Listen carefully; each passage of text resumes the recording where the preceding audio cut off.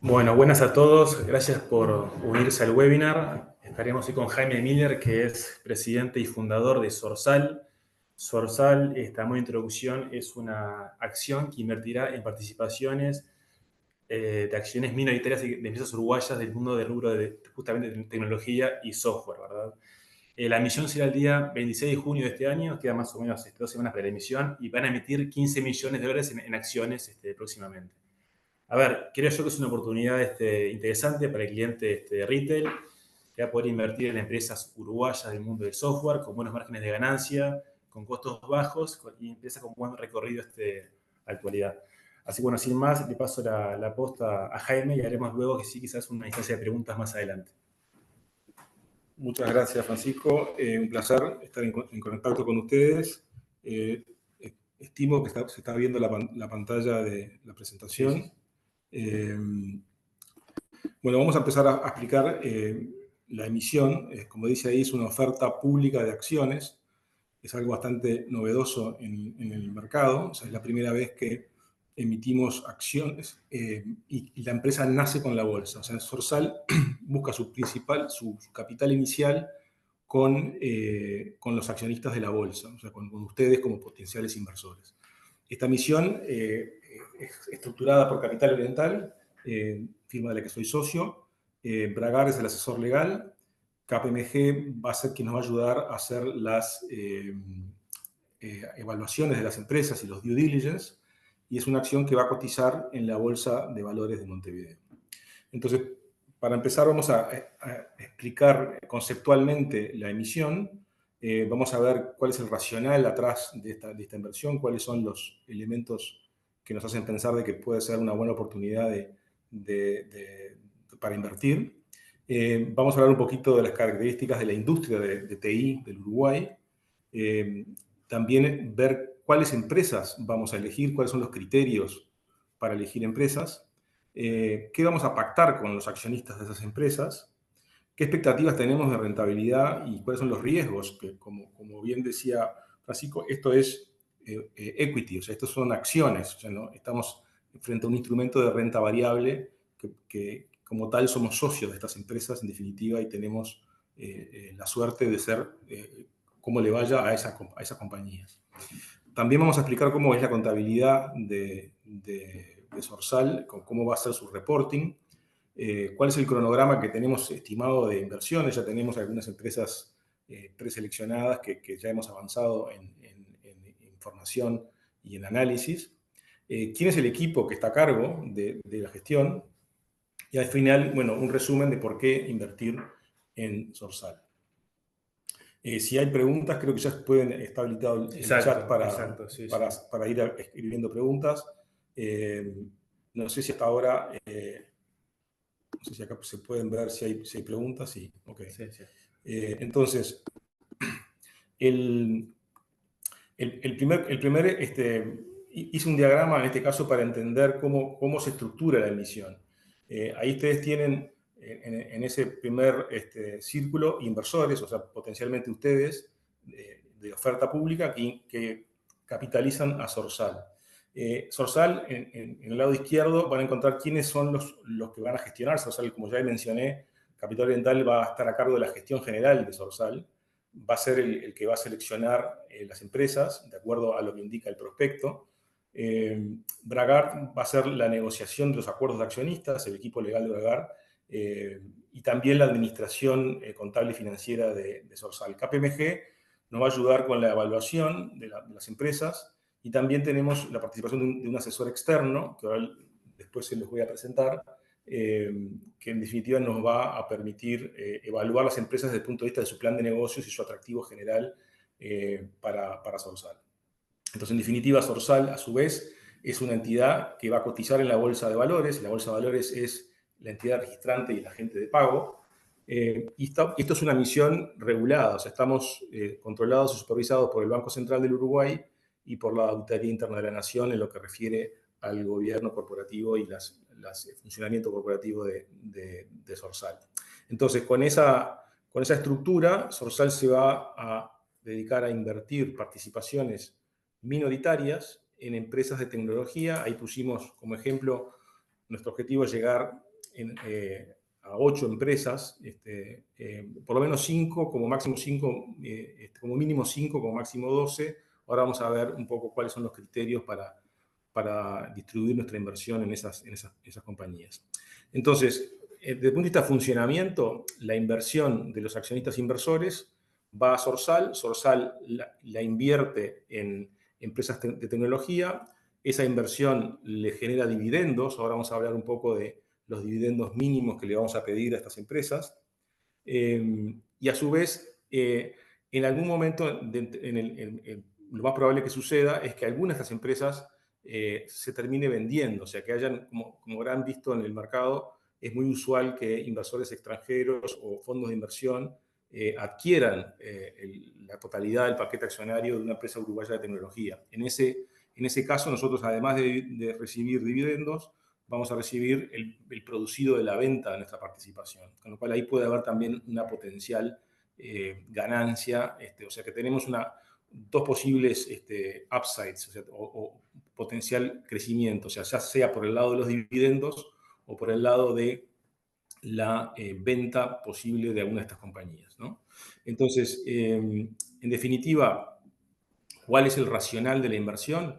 Nosotros, desde Capital Oriental, identificamos a la industria de TI, la industria de tecnología del Uruguay, como una de las industrias más importantes del país y la que ha crecido, diría que más en estos años. Hoy la industria representa más del 4% del PBI. Es el quinto exportador del Uruguay, o sea, después de la carne, la celulosa, la soja y el turismo, el quinto exportador es el software. Facturan cerca de 3 billones de dólares en más de 250 empresas. Son empresas que crecen y tienen márgenes operativos sobre ventas en el entorno del 10 al 25, algunas llegan al 30%. No tienen deuda, porque no se financian con deuda financiera, sino que se financian con sus propios resultados. Y además están beneficiados por una ley de incentivo tributario al software que los exonera de impuestos de renta en buena medida. O sea, en gran parte está exonerada su actividad de impuestos de renta. Y como les dije, recientemente ha habido interés de empresas, de inversores extranjeros de adquirirlos y se han concretado empresas, ventas de empresas, las más notorias Genexus, Overactive. Ha habido transacciones que se han hecho públicas que en definitiva muestran el interés de los inversores extranjeros por estas empresas uruguayas. Hoy en el mercado de valores uruguayo prácticamente no hay acciones, hay muy pocas acciones, y esta sería una oportunidad más de invertir en una acción en la Bolsa de Valores de Montevideo. Entonces, Sorsal se propone invertir en participaciones accionarias minoritarias de empresas de tecnología uruguayas. Estas empresas deben tener cierta trayectoria y capacidad, tanto para pagar dividendos como para lograr una valorización en el tiempo. Ahora vamos a ver los criterios que vamos a tomar para decir cuáles empresas el gestor, o sea, Capital Oriental, puede avanzar y comprar una participación. Tienen que tener determinadas características, ¿no? Y cumplir determinadas condiciones, ¿no? Entonces, en esa tarea, Sorsal va a adquirir participaciones minoritarias, pero con un tratamiento preferente en el pago de dividendos. O sea, le vamos a pedir como condición un dividendo mínimo equivalente al 7% anual del inversor de Sorsal. O sea que ahora vamos a explicar un poco cómo va a funcionar eso, pero en definitiva tenemos un tratamiento preferente en los dividendos y a su vez, si la empresa se vende, vamos a tener la posibilidad de tener lo que se llama un tag along, o sea, una posibilidad de plegarnos a esa venta. Así que de esa manera nos aseguramos de que si la compañía se vende, nosotros podemos participar como accionistas de esa venta. El monto que vamos a emitir, o el monto que queremos emitir en el 26 de junio en la bolsa, es el máximo permitido por el sistema de emisión simplificada, que es el que estamos seleccionando para esta ocasión. Entonces, ese régimen nos permite emitir hasta 100 millones al equivalente a 100 millones de UIs, o sea, unos 15 millones de dólares, y con esas 15 millones nos va a permitir adquirir participaciones en un mínimo de 5 y un máximo de 2 empresas. Calculamos que vamos a estar en el entorno de las 8 empresas, ¿no? Nosotros ya relevamos estas empresas, hicimos un relevamiento previo durante todo el año 2023 y parte del 2024. Hemos visitado 37 empresas y en general se han mostrado muy interesados. Ahora vamos a ver por qué estas empresas, por qué estos accionistas fundadores nos venderían un pedacito de su compañía. Y hemos avanzado con 4 de ellas en una posible transacción. Entre las 4 sumamos más o menos 9,8 millones. ¿Okay? Eso todavía está, obviamente, hasta que no se haga la emisión no vamos a avanzar con esas adquisiciones, pero el punto acá es que ya está bastante desarrollado el pipeline, o sea, las posibilidades de compra. Ahí se compra más o menos un 10% total, 15%. ¿Cuánto se Bueno, compra por empresa? Por empresa, eso va a estar determinado por el dividendo mínimo que estén dispuestos a pagarnos. Ahí lo que estamos diciendo es, acordamos con los accionistas una preferencia en el pago de dividendos. Entonces, en la medida que, según el tamaño del dividendo que ellos... La conversación empieza al revés, ¿no? O sea, si uno tiene una empresa que tiene una caja libre de $1 millón, por ejemplo, le preguntamos, bueno, ¿cuánto nos podés pagar cómodamente? O sea, $100.000, ¿te parece bien? Sí, ok, $100.000, entonces partimos de ese dividendo mínimo que está dispuesto a pagarnos y le hacemos el grossing up del 7%. O sea, que si nos pagan $100.000, invertimos en ellos $1.400.000 más o menos, que nos da al 7% un dividendo de $100.000 por año. Entonces, ese $1.400.000, hay que ver después cuántas acciones compro con ese $1.400.000, y ahí es donde entra la evaluación de KPMG, del asesor externo, que nos va a decir una línea de qué valor tiene esta compañía y nos va a dar bases para la negociación con ellos de qué porcentaje compramos con ese $1.400.000. Vamos a suponer que la compañía vale 10 millones, por decir algo, 2 veces venta, por dar un ejemplo, nos compramos el 14% de la compañía. Nuestra estrategia es no comprar más del 30% de una compañía porque queremos mantenernos como socios minoritarios, no gestores. Si incrementamos mucho nuestra participación, ya nos transformamos casi que en un socio importante que requiere gestión. Entonces, para introducirnos un poco en la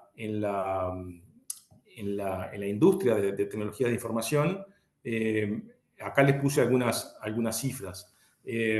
Esta es la última encuesta de la PUTI. En el año 2022 la industria facturó cerca de $3.000 millones, y lo interesante de esto es que tiene una profundidad de mercado. O sea, no es que hay una o dos empresas que facturan mucho, sino que hay muchas empresas. Hay más de 55, por ejemplo, que facturan 5 millones o más, y hay como 80 que facturan entre 1 millón y 5 millones.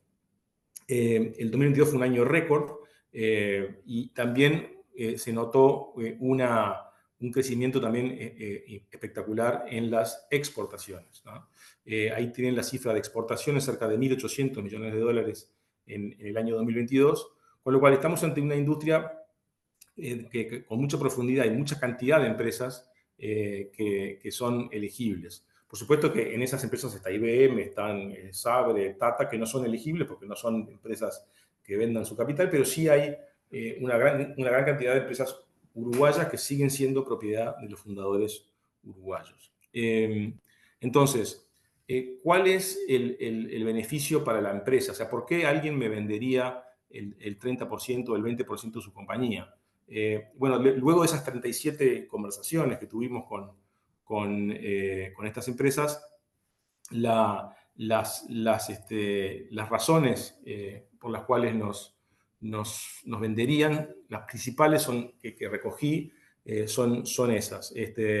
Primero, la oportunidad de hacer un cash out parcial. O sea, nosotros estamos comprándole acciones a los fundadores. No estamos integrando capital en las empresas, sino que esto es una transacción entre socios. Nosotros le compramos cash out a un potencial socio y eso permite, de alguna manera, que el socio salga parcialmente de su propia empresa, y muchas veces lo que pasa es que son 2, 3 o 4 socios y capaz que no todos quieren salir, pero uno sí quiere salir, uno se quiere retirar. Entonces, esta es una oportunidad para que algún socio que por distintas razones personales quiera retirarse del negocio, Sorsal le compra su parte. Entonces, para ellos es una solución en muchos casos. También el hecho de que le compremos la compañía, aunque sea el 10%, implica evaluar la compañía. El tener una evaluación objetiva de su empresa permite negociar de otra manera. Cuando viene alguien a comprarlos, ya tienen ellos una referencia de a cuánto le vendieron a Sorsal, con lo cual hay una valuación, una transacción objetiva en la cual pueden basarse. También el hecho de que haya un inversor institucional como Sorsal impulsa a estas empresas a mejorar su gobernanza y su reporting. O sea, ya no son tres amigos en un garage que se comparten la información informalmente, sino que ya hay un socio institucional que les va a pedir un reporte periódico, que les va a pedir actas de directorio, que les va a pedir que tengan todos sus papeles en regla. Y eso, junto con el siguiente punto, que es pasar un due diligence, o sea, el hecho de que venga un KPMG y les haga un examen, en definitiva, los ayuda a mejorar los aspectos que tengan para mejorar en términos formales. A su vez, el dividendo mínimo que les pedimos lo estamos diseñando de una manera que no comprometa la caja de la empresa. O sea, queremos que nuestro dividendo no sea un estrés pagarlo y que sea fácilmente cumplible por la realidad de la empresa de su generación de caja, ¿no? Entonces, de esta manera, el beneficio para estas empresas es, vendemos un poquito de nuestra empresa, pagamos un dividendo, no perdemos el control de la compañía, seguimos manejando nosotros la compañía, somos accionistas mayoritarios, nos prepara para una posible venta en el futuro. Entonces, somos buenos socios de ellos en esta etapa, una etapa que están creciendo y que quizás tengan la intención de vender, pero más adelante. Pregunta, ¿y Sorsal puede actuar dentro de la compañía o es solamente un socio pasivo que se adecua a las normas ahí de la empresa? No, somos un socio pasivo, pero tenemos un acuerdo de accionistas. En ese acuerdo de accionistas, y ahora le voy a dar la palabra a mi socio, Jacques Bragar, el acuerdo de accionistas lo que nos va a dar es ciertos controles sobre la compañía. Ahora vamos a hablar de eso, pero primero vamos a ir a cuáles son los criterios de elegibilidad, o sea, qué empresas el prospecto de la emisión nos permite comprar, qué inversiones podemos hacer, en qué tipo de empresas. Bueno, entonces, primera condición es que las empresas tienen que tener al menos 5 años de actividad, preferiblemente 10 años, tienen que tener por lo menos $3 millones de facturación, o sea que esto no es un fondo de startups, esto es un fondo de compañías que ya están establecidas y que tienen cierta trayectoria, tienen que tener un EBITDA de al menos 10% sobre las ventas, y acá me voy a detener en un aspecto crucial del balance de estas empresas. Como vimos, son empresas que no tienen deuda financiera, o sea, que no pagan intereses ni servicio de deuda. No tienen impuestos, con lo cual su caja es libre de impuestos. Y como no tienen activos fijos, tampoco tienen depreciaciones ni amortizaciones. Con lo cual el EBITDA, le sacás la I, sacale la T, sacale la D y sacale la A y tenemos un E. Esa caja libre lo que hace es, lo que implica es que esa caja no tiene muchos competidores. O sea, la caja que generan la operativa, capaz que sí requiere un poquito de financiamiento de capital de giro si están creciendo, pero no tiene que pagar un servicio de deuda, no tiene que hacer una gran inversión, porque las inversiones no tienen activos fijos para invertir, y no tienen que pagar impuestos, ¿no? Con lo cual, el flujo operativo es un flujo bastante libre, bastante disponible, ¿ok? Entonces, la tercera condición es que esa E tiene que ser al menos un 10% sobre las ventas. No pueden tener deuda mayor a un EBITDA. En general ninguna tiene, pero simplemente para poner un límite pusimos un límite bajo. Y muy importante, sus ingresos no pueden estar concentradas en un solo cliente. O sea, el cliente más grande no puede ser más del 33% de su cartera, de su facturación. Con lo cual, de esta manera nos aseguramos de que no haya un cliente que si se cae pueda afectar la capacidad de pago de dividendo mínimo. Entonces, el flujo de caja tiene que permitir pagar el dividendo mínimo Sorsal por al menos un 7% de la emisión, de la inversión de Sorsal. Y entonces los tickets nuestros, los cheques que vamos a hacer no van a ser mayores a 3 millones ni menores a 1 millón. En ese rango vamos a estar. ¿Por qué 3 millones? Porque queremos tener al menos 5 empresas. Entonces, si hiciéramos todos tickets de 3 millones, llegaríamos a 5 empresas. No queremos ser más en el entorno de 2 y pico, y ahí vamos a estar en un portafolio de 8 empresas.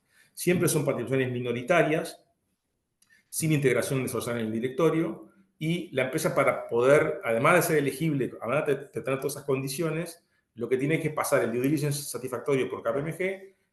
Nuestro asesor externo le tiene que dar un visto bueno desde el punto de vista de su modelo de negocios, si tiene capacidad de crecimiento, tiene buenos clientes, tiene buen producto, si tiene buen equipo. Todas esas evaluaciones más, si se quiere, subjetivas, es las que nos va a dar el asesor experto, que ahora les voy a presentar quién es. Y además, como condición, tiene que haber una firma de un acuerdo de accionistas, ¿no? Entonces, ¿qué es lo que va a contener ese acuerdo de accionistas como mínimo? Y ahí le paso la palabra a mi socio John Jack, si estás por ahí. Sí, estoy por acá. Buenas tardes. Perfecto. Entonces, sí, se escucha perfecto. Sí. Ok. A ver, el acuerdo de accionistas es un aspecto central de toda esta estructura, dado que, como Jaime viene señalando, somos minoritarios y a veces el uso del término minoritario puede generar cierta tendencia a decir, bueno, no tengo control. Con lo cual, ¿cuáles son los mecanismos que el marco legal en estas situaciones prevé? La existencia de un convenio de accionistas. El convenio de accionistas viene a adicionar los derechos que normalmente tiene cualquier accionista de una sociedad anónima, una SRL, que están en una ley de sociedades y que son bastante básicos, como puede ser el derecho a recibir cierta información, el derecho a tener un dividendo mínimo obligatorio, el derecho a fiscalizar, pero evidentemente no son lo suficientemente fuertes que tener el 51% que generalmente da el control absoluto. Entonces, esta estructura lo que tiene es un acuerdo de accionistas que va a regular todos aquellos aspectos que nosotros consideramos que debe tener el minoritario, aún teniendo una participación del 10, 15, 20, 25%. Uno de ellos, y central para el inversor, es tener un mecanismo que permita a Sorsal recibir un beneficio económico mínimo del 7% anual. ¿Cómo se logra esto? Bueno, esto se logra por medio de el convenio de accionistas contiene una cesión de los demás accionistas que van a estar, que van a tener la mayoría, ceden hasta lograr nuestro objetivo económico, su derecho al dividendo. Es decir, está cedido de antemano, no son cuestiones que deban negociarse en el futuro, sino que ya están preestablecidas en el convenio de accionistas con las cláusulas y mecanismos de sanción correspondientes. Otro aspecto que va a tener el convenio de accionistas es que en la eventual venta de la empresa target, nosotros tengamos el derecho de acompañamiento, es decir, el tag along, que es un mecanismo por el cual la mayoría, si va a vender, nosotros tenemos el derecho a sumarnos a esa venta, e incluso mecanismos vinculados con el control de precio, valuación, que no se venda a cambio de acciones, sino que se venda recibiendo dinero, etc. Después también otra cláusula típica en este tipo de inversiones minoritarias es tener un periodo de lock-up, un periodo en el cual los accionistas preexistentes, que son los que de algún modo nos generan la confianza de entrar, porque son los que llegaron a este momento de crecimiento y son los que queremos que sigan, no puedan deshacerse de las acciones por un tiempo determinado. También mecanismo de derecho de preferencia, de modo de que podamos nosotros, si alguien va a vender, poder crecer, o a la inversa. Es bastante clásico tenerlo en los convenios. Después, un aspecto central es que si bien uno es minoría, mediante la cláusula de decisiones relevantes, puede obtener un veto. Y acá podemos tener un menú de opciones con relación a cuándo tener un veto y cuándo no. Por ejemplo, y voy a poner decisiones absurdas, como de extremas, pero que de algún modo van a estar protegidos. Por ejemplo, si alguien quiere disolver anticipadamente la empresa, va a requerir el voto sí o sí de esta minoría. Si no tuviéramos el convenio de accionistas, podría seguir adelante. Por ejemplo, si quisiera hacer un endeudamiento, contraer un endeudamiento por encima de lo que está permitido en el convenio de accionistas, requiere también la autorización de los minoritarios. Si quisiera de algún modo modificar los criterios contables, la política contable, vamos a suponer que alguien quiera que no exista resultados, o sea, que modificar la política contable de manera de afectar ese buen balance que estuvimos viendo de su trayectoria, modificarlo. Bueno, no va a poder modificar los criterios contables, que fueron los que analizó KPMG y en los cuales nosotros confiamos, no pueden ser modificados de tal forma que diluyan un resultado o generen un mecanismo perverso que esté en contra de nuestros intereses. Por ejemplo, si el directorio que está hoy no tiene remuneración o tiene una remuneración de mercado, que no se generen bonos o incentivos que afecten la utilidad.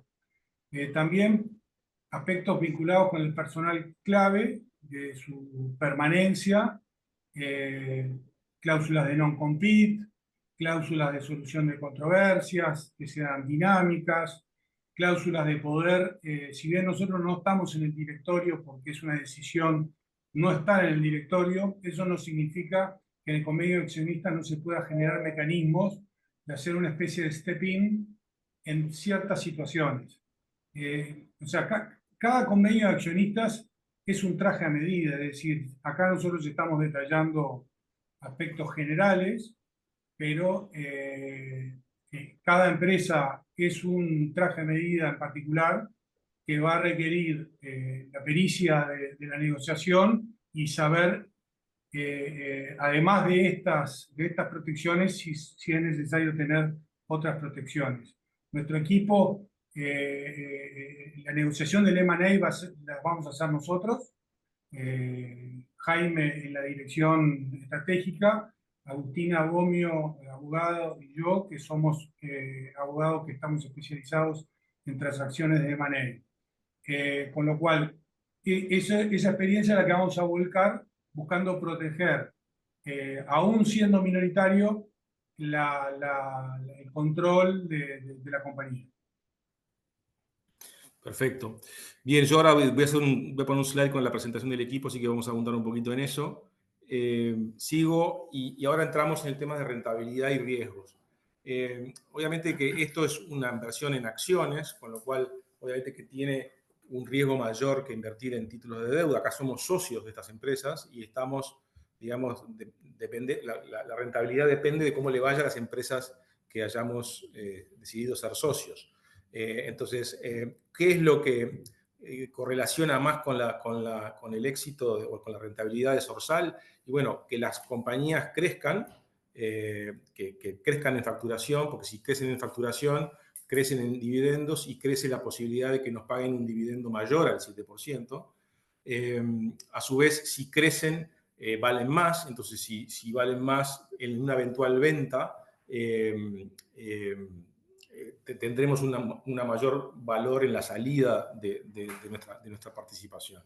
Entonces, el prospecto, que obviamente que la firma Bengoechea lo tiene y lo puede distribuir entre ustedes y lo pueden analizar, en el prospecto se hicieron varias sensibilizaciones a la rentabilidad, o sea, se hicieron varios escenarios, se hicieron de hecho 4 escenarios, donde en un periodo de 10 años invertimos en 8 empresas y en esos 10 años, en el primer escenario se vende una empresa, en otro 2, en otro 3 y en otro no se vende ninguna. Entonces, lo que voy a mostrar a continuación es un escenario donde hacemos 8 adquisiciones y se hacen 2 ventas en 10 años. O sea que compramos 8 y en ese periodo de 10 años hay 2 transacciones de venta. Y lo que hicimos fue sensibilizar la TIR de Sorsal, la tasa de retorno de Sorsal, con dos variables. Una variable que es el cumplimiento del pago del beneficio económico mínimo, y acá también cabe una aclaración, o sea, en un escenario donde hay dividendos, pero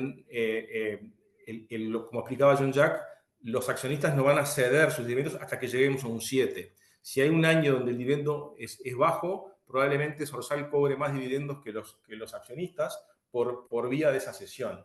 Pero en un año donde si pasa de que tienen pérdidas, ahí Sorsal no va a cobrar dividendos porque no puede cobrar dividendos de un resultado que es negativo. Entonces, ese es el componente de riesgo de equity de esta emisión. Por supuesto que elegimos una industria que es creciente y rentable, con lo cual nuestra expectativa es de que estas empresas crezcan y sean rentables. Entonces, en el primer escenario, el cuadro de arriba, mostramos qué pasa si nos cumplen con el 100% del beneficio económico mínimo y qué pasa, a qué múltiplo de ventas salimos. Los múltiplos de ventas es una forma de evaluar compañías. Entonces, en función y sensibilizamos si salimos a un múltiplo alto porque la empresa se valoriza y el comprador final valoriza bien la empresa, cuál es el impacto en la TIR de Sorsal. En el cuadro de abajo sensibilizamos otra variable que es muy importante, es si las empresas crecen o no crecen. En el escenario base pusimos un escenario de crecimiento del 10% anual, que en general estas empresas están creciendo más que eso, pero pusimos 10% como el escenario base que da esa TIR de 13,24. Obviamente que si hay empresas que les va mal, se empieza a correr para la derecha el pago del beneficio económico mínimo. Esto quiere decir de que si estamos en la columna del 70%, quiere decir que el 70% de las empresas nos cumplió el pago del dividendo mínimo. Eso quiere decir de que hubo empresas que perdieron plata, porque es la única forma que no lleguen al 7%.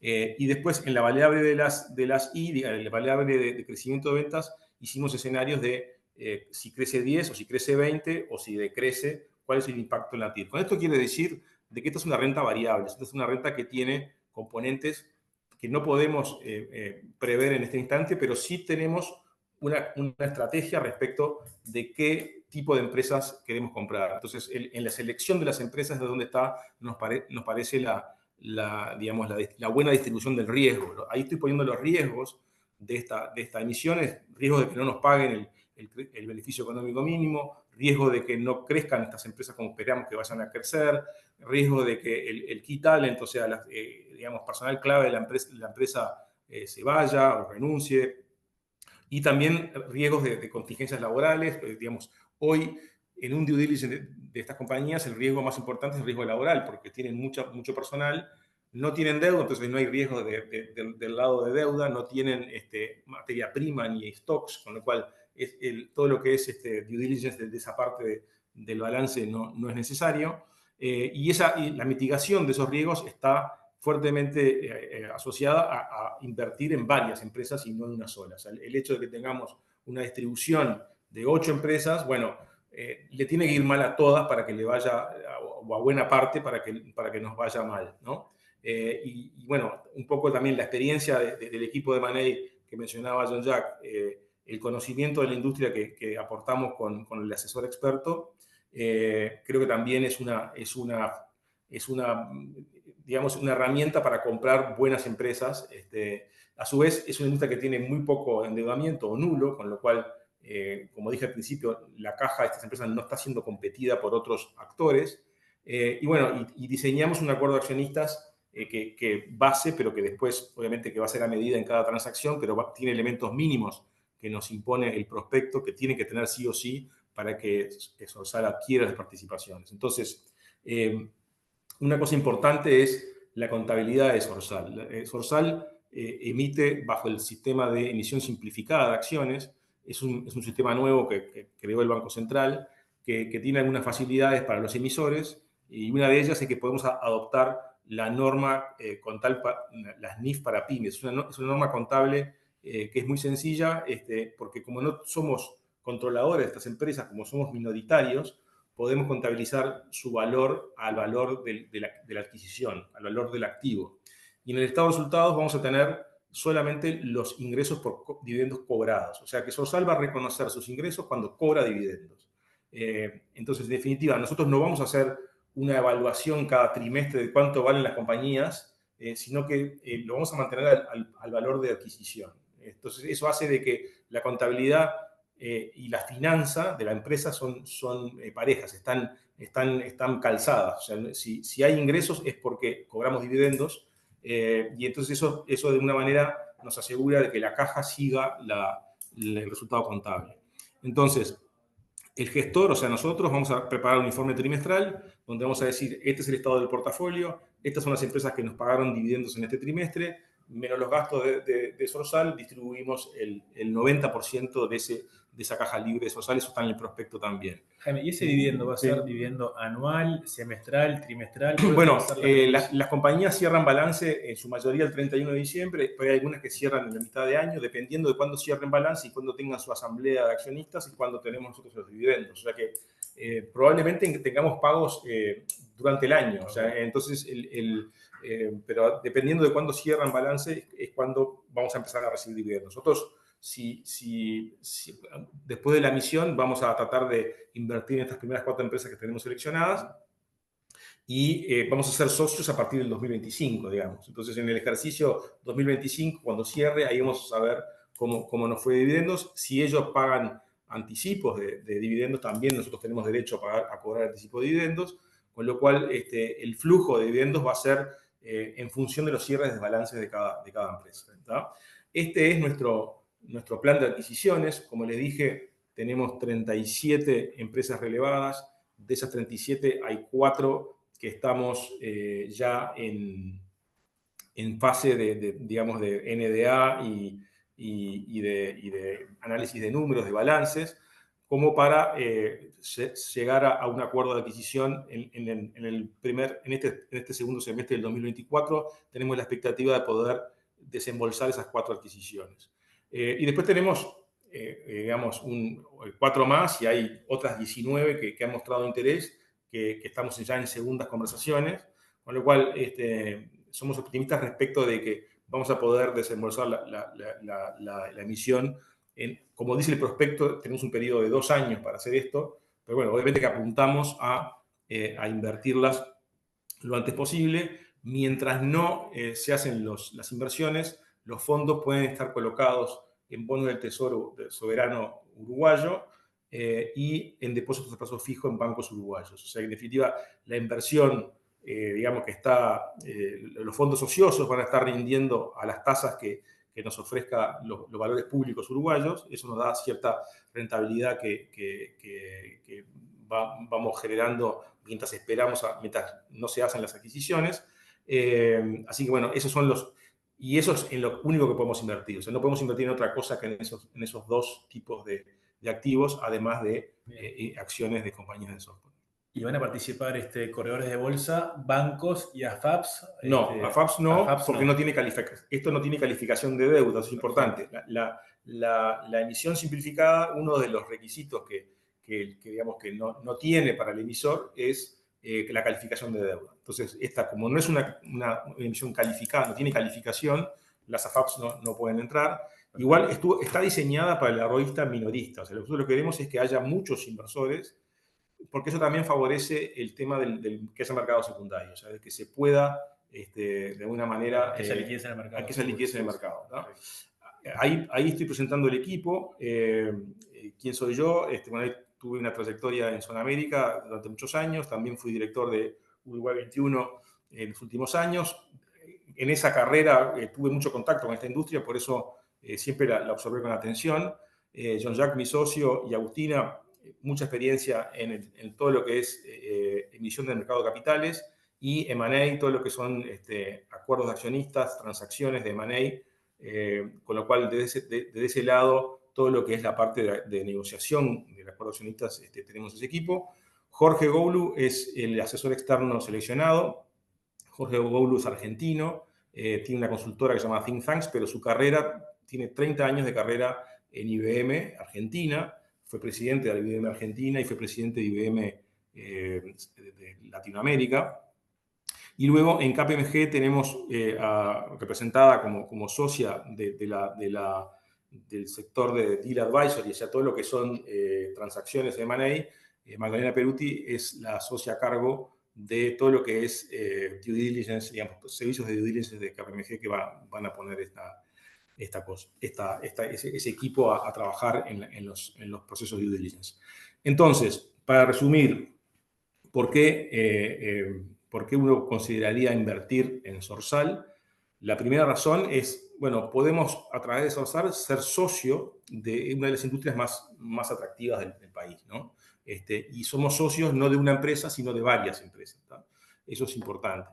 La inversión tiene la expectativa de generar flujos por el lado de los dividendos y también valorización. O sea que esa TIR que mostramos es una combinación de las dos cosas. O sea, en la rentabilidad de una acción se compone de los dividendos que uno fue cobrando y de lo que se valoriza la acción en el tiempo, o sea, lo que vale la compañía a lo largo del tiempo. Entonces, creo que tenemos las dos cosas. Tenemos un activo que se valoriza y al mismo tiempo como que nos da flujo, ¿no?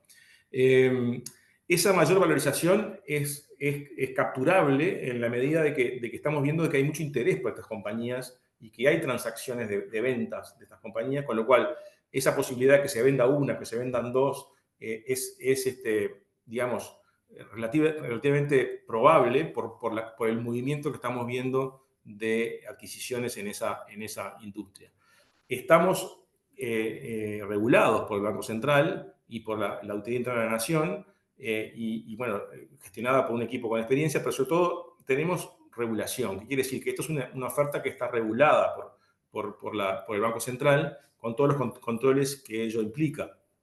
Con lo cual ahí tenemos un layer, digamos, de control sobre lo que hace el emisor.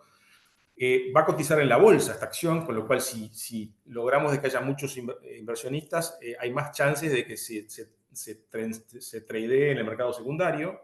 Y a su vez, una cosa importante es que esta inversión no tiene impuesto a la renta para ustedes como inversores. O sea, los dividendos de Sorsal no tienen impuesto a la renta porque es una empresa que cotiza en la bolsa. Y además, tampoco Sorsal le tiene que pagar impuesto a la renta porque cuando recibe el dividendo de las empresas target, como ellas están exoneradas por ser ley del software, tampoco va a tener que retenerle impuestos a Sorsal. Con lo cual, es una inversión muy eficiente desde el punto de vista tributario. O sea, no hay impuestos en los dividendos y tampoco hay impuesto en la valorización. Si yo compré la acción de Sorsal el 26 de junio y decido venderla a los 2 años y tuve una utilidad en esa venta, tampoco aplica el IRPF, con lo cual cuando uno la compara con otras rentabilidades, hay que tener en cuenta esto. Esto es una rentabilidad libre de impuestos, ¿no? Y no sabemos cuál es el plazo que vos recomendás para invertir, ir a 1 año, 2 años, 5 años, ¿qué plazo ves como recomendable para invertir? Bueno, yo creo que hay que darle tiempo a las empresas que adquirimos a que sigan creciendo. O sea, la valorización de estas empresas no se va a dar al otro día de que compramos. Son empresas en crecimiento y hay que acompañar esa trayectoria. Yo diría que son empresas que mientras esperamos nos va dando dividendo también. Eso es importante. No es que tengo que esperar a vender la acción para realizar una ganancia. O sea que razonablemente podemos esperar de que tengamos un flujo de dividendos que nos permita ese componente de rentabilidad. A su vez, las empresas target ya las tenemos identificadas y tenemos avance en esas negociaciones, con lo cual la expectativa es que podamos ágilmente desembolsar los fondos de la emisión. Y por último, simplemente a carácter personal, nos parece que es una posibilidad de invertir en Uruguay, ¿no? Que yo veo que hay muchas posibilidades de inversión en el exterior y de hecho hay más de 8.000 millones de dólares de uruguayos en el exterior. Esta es una oportunidad de invertir en Uruguay, en empresas uruguayas que tienen una proyección de crecimiento y una trayectoria ya consolidada.